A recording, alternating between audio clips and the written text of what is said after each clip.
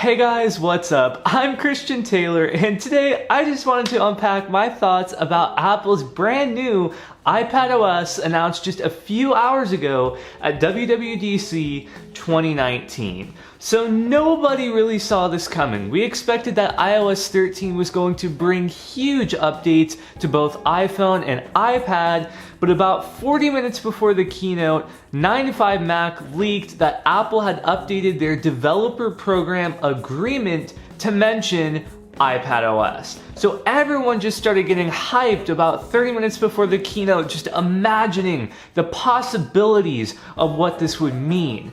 What does it mean that the iPad now has its own operating system? What types of features are coming? Can the iPad finally replace the laptop? And what Apple did is kind of exactly what they thought I would do. To me, iPadOS is basically still iOS with a new name for marketing. Now, Apple announced some really cool new features with iPadOS, like more advanced multitasking and more gestures, a download manager in Safari, support for USB flash drives, and even a way more advanced Files app that makes this feel much more like a computer. iPadOS is so exciting for iPad users and lovers, and I cannot wait to download the beta and try it on the iPad that I just bought. But can iPadOS replace a laptop for the people that have been on the edge and saying that they wish their iPad could replace their laptop? Well, I think it's too early to tell, but in this first release of iPadOS this year, I'm gonna say no. It was very disappointing to me that Apple did not add mouse support for iPadOS. I feel like that's a huge feature that if they added it, it would mean that iPad could replace the laptop for a lot of average users in most cases. But it's still missing. In addition, Apple didn't really tell us what the flash drive support means, but I'm like, can you access files directly from the flash drive, or do you still have to move them to your iPad? Because if you have a 32 gig iPad like me, you know that it would be really nice to have external storage where you could access files from that.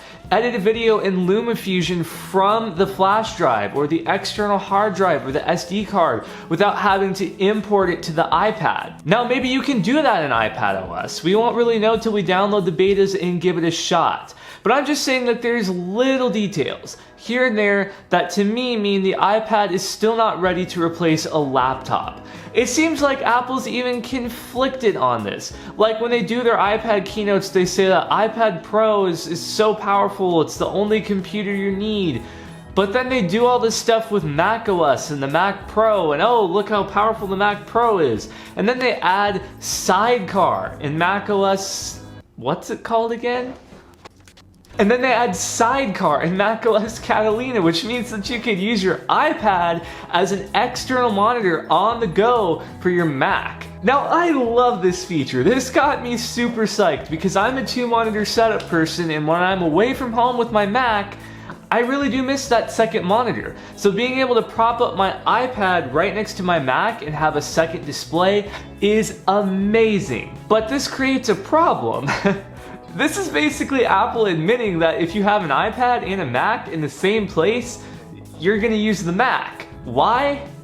Because the Mac is more powerful, more intuitive, and it's easier to get things done. And that is just the core of it. So is iPadOS the first step forward in making the iPad be able to replace the laptop? Yes. But is this release of iPadOS ready to replace laptops and mean that you can sell your MacBook? In my opinion, no. Now I am of course biased. I'm actually rooting for laptops. I know a lot of iPad users, including Nikias Molina and Travis McPee, want the iPad to replace the MacBook. They want that to be their only computer, and I get it. It's portable, it's convenient, the touchscreen is awesome, and look, if that's your thing, that's awesome. But I am personally biased and I love the feel of the laptop, the hinge, the keyboard, the trackpad, the mouse experience. I almost feel like if Apple added a touchscreen to the MacBook Pro, we'd see way less people passionate about the iPad replacing the MacBook. Look, what I'm saying is this. iPadOS is phenomenal. I am so excited to use it on my iPad, and it means that I'm going to be picking up my iPad to use it more often than I would in the past. But Apple is really just giving us options, and that's what I love.